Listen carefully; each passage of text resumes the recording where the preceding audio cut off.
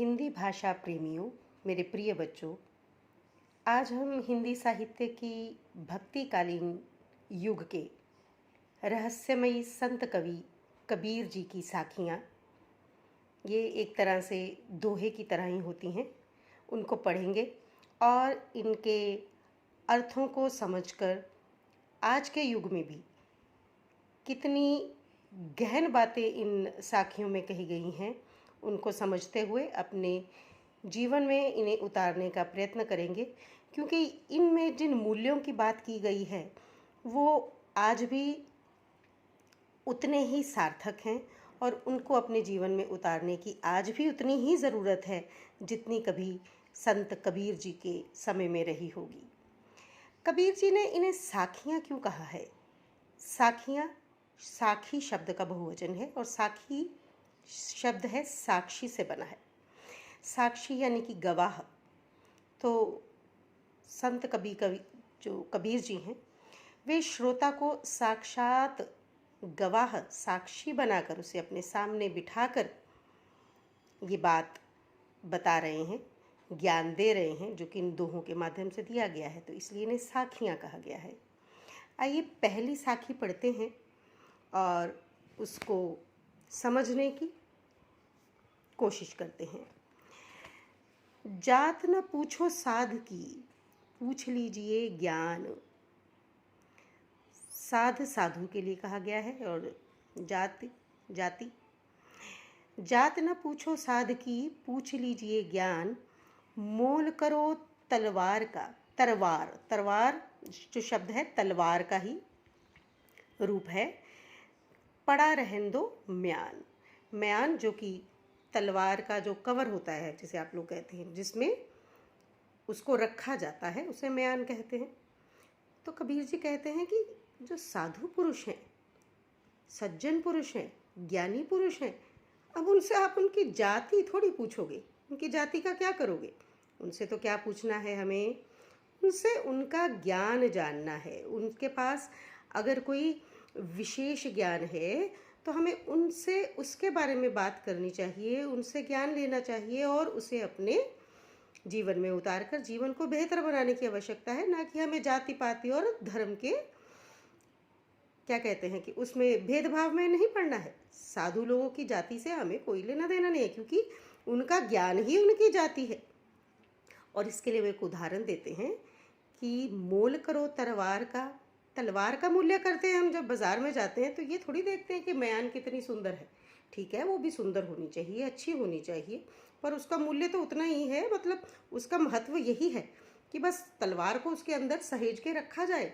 देखते तो तलवार की धार है। ठीक उसी तरह से ज्ञानी पुरुष का ज्ञान ही उसकी जाति है, ज्ञान ही उसकी पहचान है।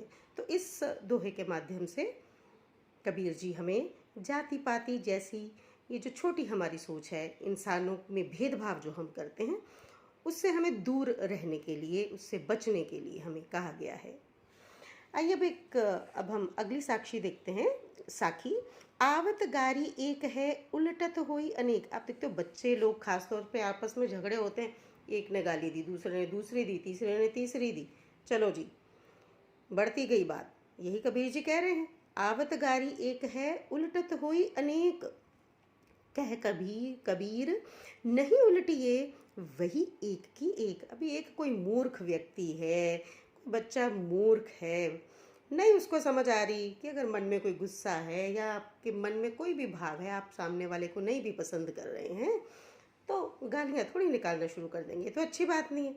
अच्छा, वो सामने वाले ने निकाल ही दी, तो हमें क्या करना है?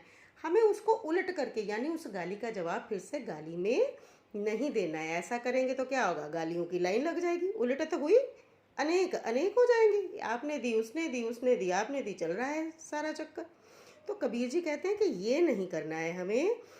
कहे कबीर नहीं उल्टी। अगर नहीं हम वापस देते, गाली का जवाब गाली से ना देंगे, तो वही एक की एक, वो एक ही रहेगी, है ना। अब वैसे तो एक भी नहीं होनी चाहिए, अब पर एक कोई मूर्ख व्यक्ति है, उसने कह दिया है कुछ आपको अपशब्द, तो हमें कोई अपशब्दों की वहाँ पे लहर नहीं ले आनी है, कोई गंगा नहीं बहा देनी है हमें। वैसे तो ये गंगा शब्द का प्रयोग ही यहाँ पे गलत है, क्योंकि अपशब्दों की कहाँ गंगा हो सकती है। तो कहने का भाव ये है कि अपशब्दों की हमने कोई वहाँ धारा नहीं बहानी है, तो हमें क्या करना है, अगर कोई अपशब्द का प्रयोग हमारे लिए करता है तो हमें उसे वहीं रोक देना है, ताकि वो एक की एक ही रहे। माला तो कर में फिरे, जीभ ही फिरे मुख माही। अगली साक्षी में कबीर जी कह रहे हैं कि कर माने हाथ, फिरे ऐसे फेरते हैं ना, ऐसे कैसे करके माला को फेरते हैं। तो माला तो कर में फिरे, जीभ फिरे, कहाँ फिरती है, मुख माही, मुख में, मुंह के अंदर फिर रही है। क्या जीभ मुंह में चलती है, ठीक उसी हाथ में माला चल रही है। और मनुआ तो दहू दिसी फिरे, दहू माने 10, दिसी माने दिशा, फिरे घूम रहा है, ये तो सुमिरन नाही। अब आजकल ज़्यादातर लोग, आप अपने आसपास भी देखोगे, ऐसे बहुत से उदाहरण मिल जाते हैं, लोग हाथ में माला भर के पकड़ के बैठे हैं और साथ साथ बीच बीच में बातें करी जा रहे हैं, और मन का तो पता ही नहीं है, मन पता नहीं कहाँ कहाँ कहाँ 10 दिशाओं में मन हमारा चंचल इधर उधर घूम रहा है। तो कबीर जी कहते हैं कि भाई ये तो कोई भगवान का नाम स्मरण करने का तरीका नहीं है। तो कर में, हाथ में माला पकड़ के बैठ गए और आप मन पे आपका कोई संयम नहीं है, अपनी जिह्वा पे आपका कोई संयम नहीं है, आप बीच में बातें कर रहे हो, मन में संयम नहीं है, तो सिर्फ एक एक करके मन का फेरते जाओगे माला का, तो उससे इसको सुमिरन करना, इसका भगवान का नाम लेना इसे नहीं कहते। इसलिए हमें अपने मन को स्थिर करके फिर बैठना चाहिए, और तब बातें नहीं होनी चाहिए। शांत मन से अगर हम माला फेरते हैं, मंत्र जाप करते हैं, तभी हम सही मायने में भगवान का नाम स्मरण कर सकते हैं।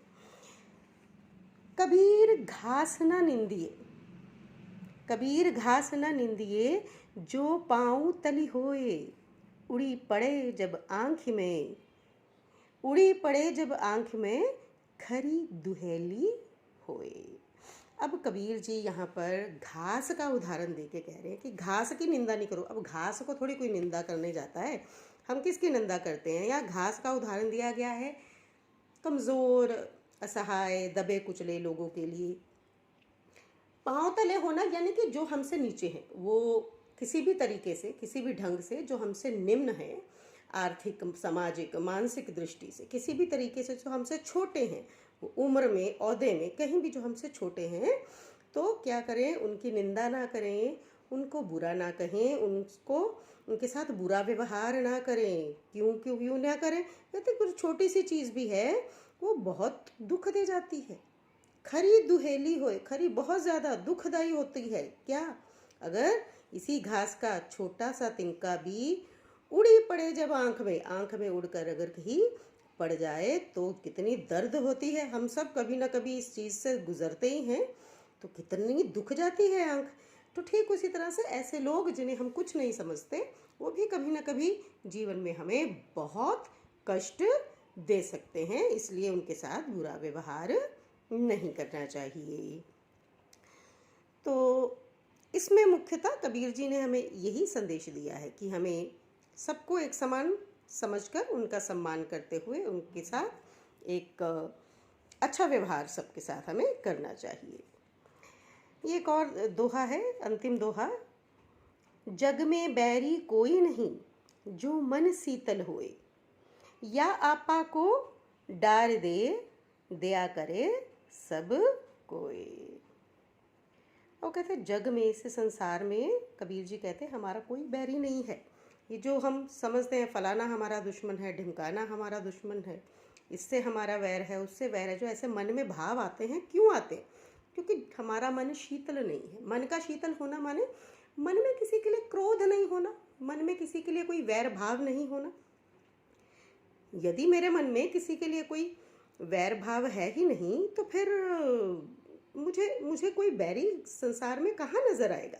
तो बैरी, अगर हमें कोई सामने वाला व्यक्ति अपना बैरी नज़र आता है, तो इसका अर्थ है कि हमारे मन में उसके लिए वैर की भावना है। इसलिए अगर अपना मन शीतल है तो बैरी कोई नहीं है। या आपा को डार दे, दया करे सब कोई। आपा यानी कि अहंकार, अगर हम अहंकार को डाल दें, छोड़ दें, तो सबके प्रति हमारे मन में दया भाव ही रहता है, सबके लिए मन में अच्छी भावनाएं रहती हैं। ज़रूरत है किस बात की कि मन को क्रोध रहित करके, शीतल करके, अहंकार का त्याग करके सबको प्रेम पूर्वक देखें, समझें, उनसे अच्छा व्यवहार करें, तो इस संसार में कोई भी हमारा बैरी नहीं रहेगा, है ही नहीं। रहेगा क्या नहीं कि कोई बैरी है ही नहीं है, केवल हमारा दृष्टिकोण है चीज़ों को देखने का, जिसके कारण हमें लोग अपने दुश्मन नज़र आते हैं। तो कबीर जी की इन साखियों से हमें बहुत ही अच्छी बातें सीखने को मिली हैं। मैं आशा करती हूँ सभी बच्चे इन मूल्यों को, इन सभी अच्छे गुणों को अपने जीवन में उतार कर जीवन को और सुंदर बनाएंगे और अपने मन को शीतलता देंगे, जिससे उन्हें सही जगह पर अपनी सारी शक्ति, अपने बल का प्रयोग करने की सामर्थ्य मिले। धन्यवाद।